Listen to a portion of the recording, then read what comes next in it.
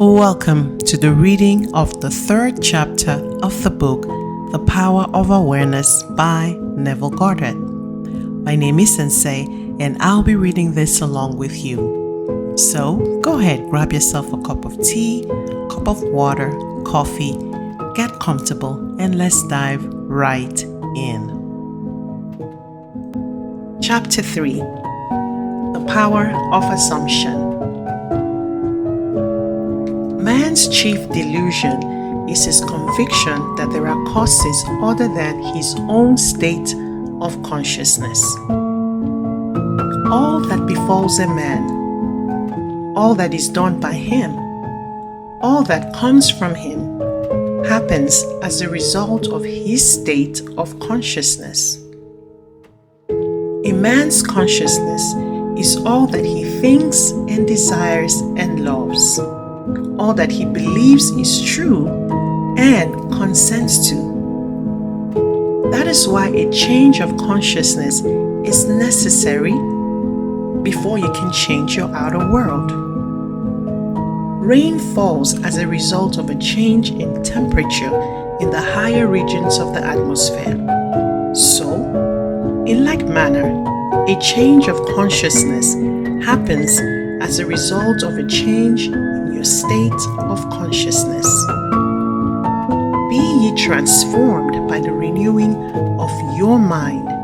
Romans chapter 12, verses 2. To be transformed, the whole basis of your thoughts must change. But your thoughts cannot change unless you have new ideas. For you to think from your ideas. All transformation begins with an intense, burning desire to be transformed. The first step in the renewing of the mind is desire. You must want to be different and intend to be before you can begin to change yourself. Then you must make your future dream a present fact. You do this by assuming the feeling of your wish fulfilled.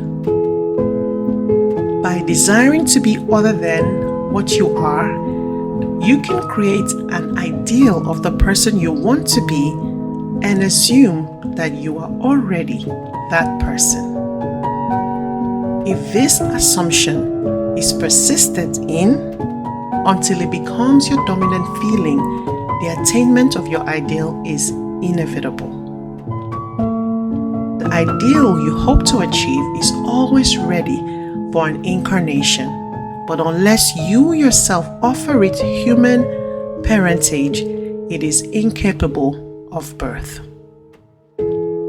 Therefore, your attitude should be one in which, having desired to express a higher state, you alone accept the task of incarnating this new and greater value of yourself.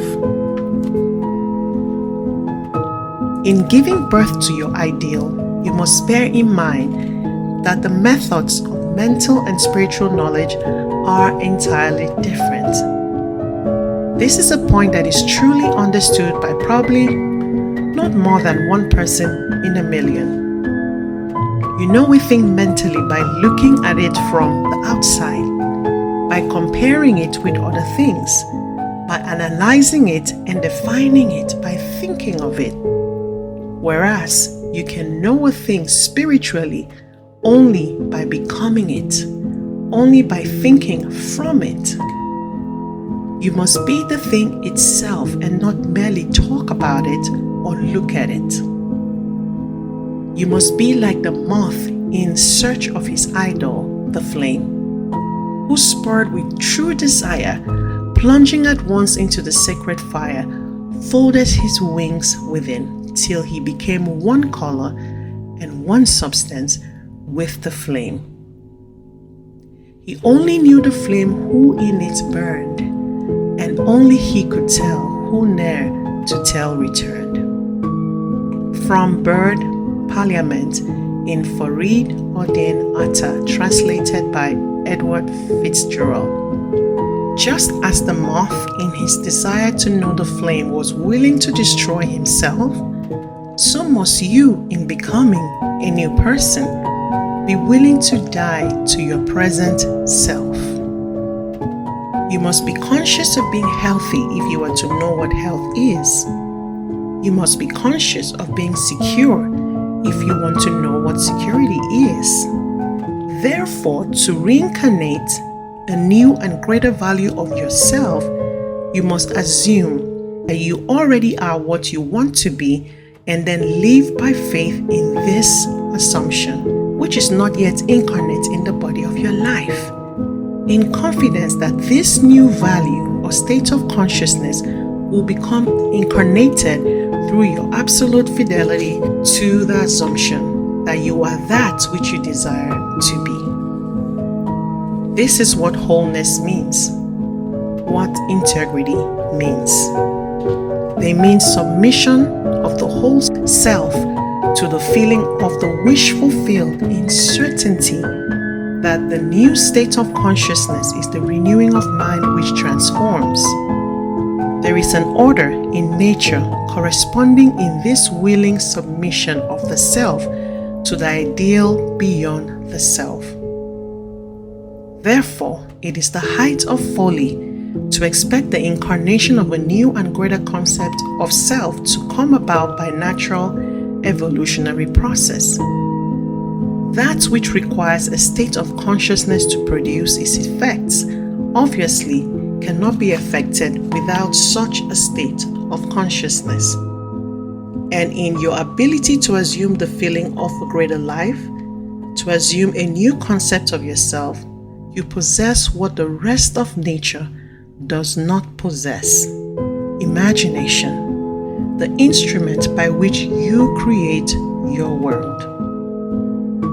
Your imagination is the instrument, the means whereby your redemption from slavery, sickness, and poverty is effected.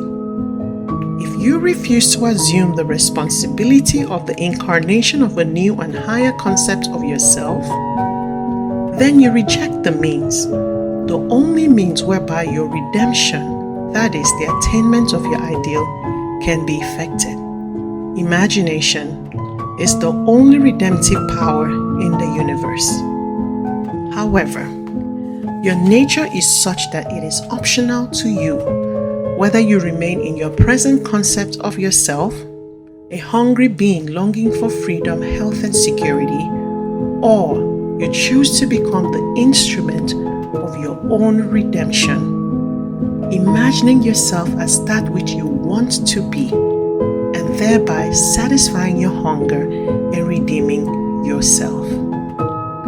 Oh, be strong then, and brave, pure, patient, and true. The work that is yours, let no other hand do, for the strength for all need is faithfully given from the foundation within you, the kingdom of heaven. This brings us to the end of the reading of the 3rd chapter of the book, The Power of Awareness by Neville Goddard.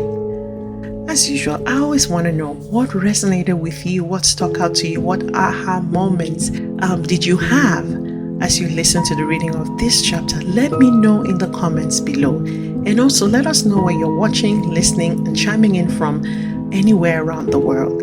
If you haven't already, go ahead and hit the like button, subscribe to this channel, and don't forget to tell a friend to tell another friend about the reading of The Power of Awareness by Neville Goddard. Till we see again, it is goodbye and God bless.